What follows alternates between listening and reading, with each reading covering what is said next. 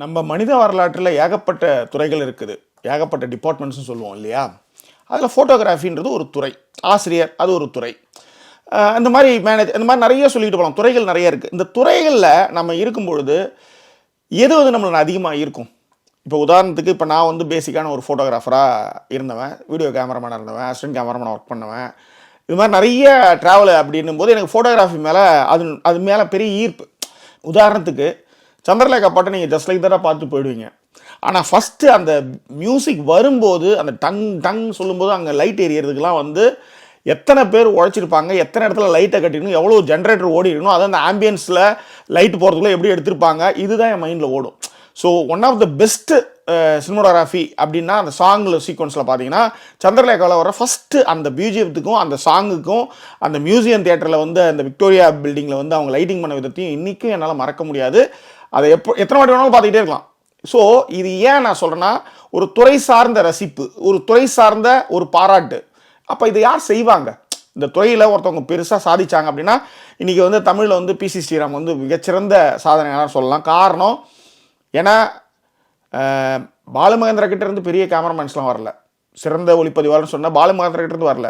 ஆனால் பிசி ஸ்ரீராம் கிட்டேருந்து வந்த ஏகப்பட்ட திரைப்பட ஒளிப்பதிவாளர்கள் இருக்காங்க. அவங்க வந்து பிசி ஸ்கூல் அப்படின்னு பெருமையாக சொல்லிப்பாங்க. அதில் ஒருத்தர் எம்எஸ் பிரபா, அவர்கிட்ட நான் வந்து அசிஸ்டண்டாக 2 படங்கள் ஒர்க் பண்ணியிருக்கேன்னு வச்சுக்கோங்களேன். ஸோ இப்போ கதைக்கு வரேன்.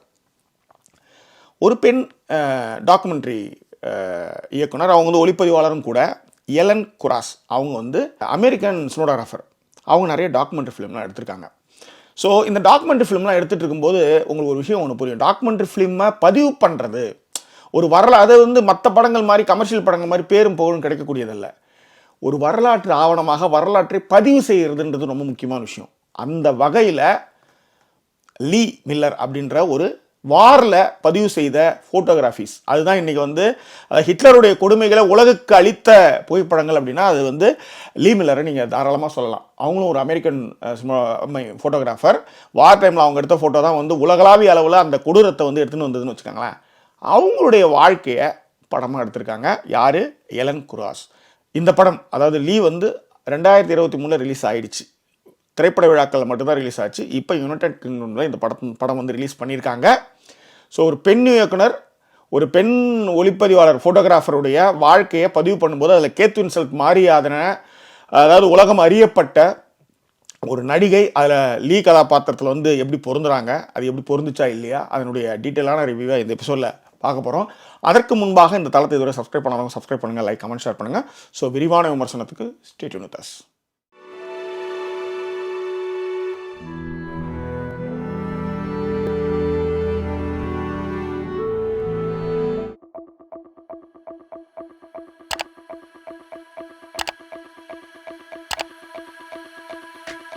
லீ அது வந்து ஒரு பயோகிராஃபிக்கல் ட்ராமா.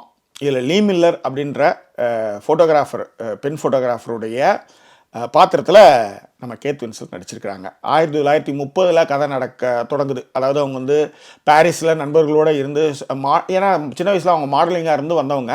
ஸோ அப்படியே அவங்க நண்பர்களோடு இருந்து அதுக்கு பிறகு வந்து வேர்ல்டு வார் வரும்பொழுது அவங்க வந்து பிரபலமான லண்டன் பத்திரிக்கையான வோக், அந்த பத்திரிகைக்கு அவங்க வந்து புகைப்பட நிருபராக வேலை செய்கிறாங்க.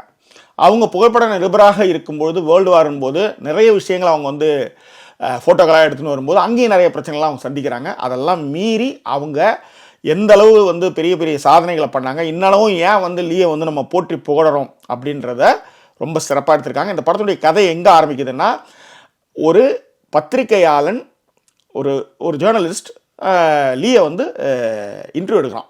அவங்க கடந்த கால வாழ்க்கையை அவங்க சொல்கிறாங்க. இதில் இருந்தால் கதை ஸ்டார்ட் ஆகுதுன்னு வச்சுக்காங்களேன். ஸோ அதில் வந்து இது பயோகிராஃபிக்கல் ஃபில்ம் அப்படின்னும் போது ரொம்ப இன்ட்ரெஸ்டிங்கான எலமெண்ட்ஸும் அந்த படத்தில் நிறைய வச்சுருக்காங்க.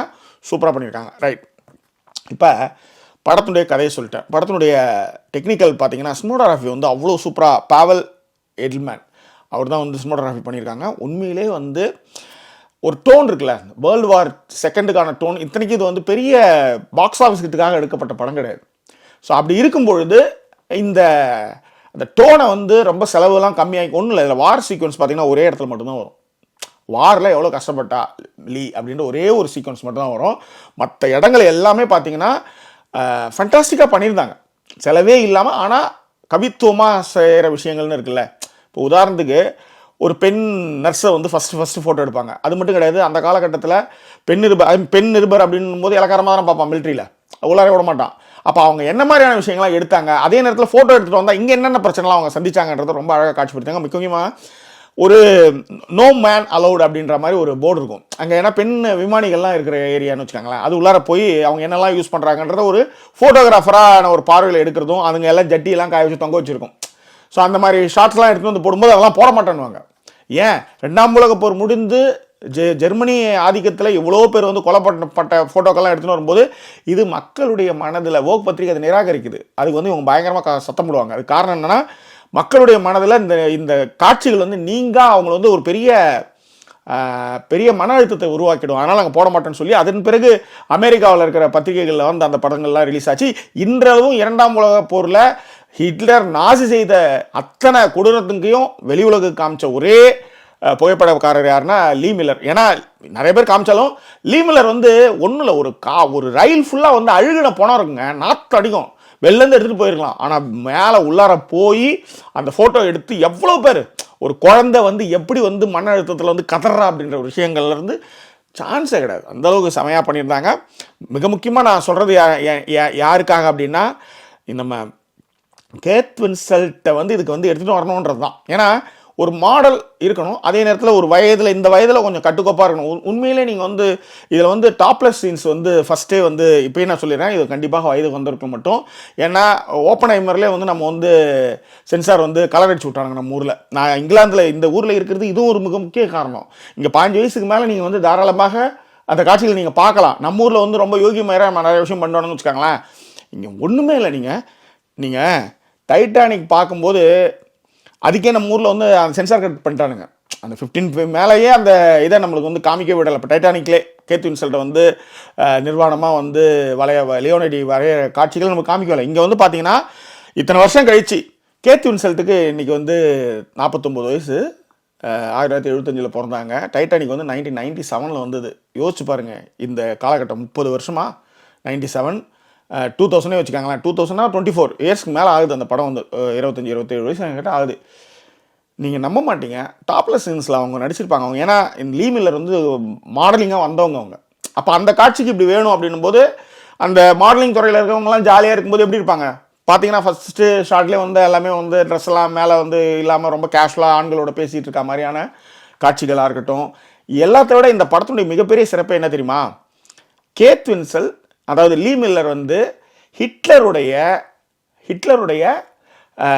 அடுக்குமாடி குடியிருப்பில், முனிச்சில் அடுக்குமாடி குடியிருப்பில் ஹிட்லர் குளித்த பாத்ரூமில் குளித்து ஹிட்லர் படுத்து தூங்கின பெட்டில் படுத்த ஃபோட்டோகிராஃபர். அதான் இந்த படத்துடைய இந்த சிறப்பு சொல்கிறேன். அவங்க அங்கே என்ன பண்ணுவாங்க, ஏன்னா ஜெர்மன் விழுந்துடுது. இப்போ அந்த அப்பார்ட்மெண்ட் ஃபுல்லாக வந்து பார்த்தீங்கன்னா சோல்ஜர்ஸ் இருக்காங்க. இவங்க போய் அந்த வீட்டில் அந்த இடத்துல வந்து, அதாவது பெட்ரூமில், அதாவது ஒரு வரலாற்று ஆவணம்ல, அது ஒரு பெரிய கொடுங்கோலனுடைய வரலாற்று ஆவணம் போது அந்த இடத்துல போய் அதாவது சுழு தண்ணியை பிடிக்க வச்சு அதில் வந்து ஃபோட்டோ எடுத்து ரொம்ப வருஷம் கழித்து அது வந்து பிரபலமாகிடுச்சுன்னு வச்சுக்காங்க. அதெல்லாம் இதில் வந்து இருக்கிற கதைகள். காரணம் ஏன் இதை சொல்கிறேன்னா, இந்த கதாபாத்திரத்துக்கு 48 வயசில் அவங்க அந்த மார்பகத்திலேருந்து அவங்க உடம்பை பேணி வச்சிருக்கிற விஷயம் இருக்குது இல்லையா, உண்மையிலே பாராட்ட வேண்டியது.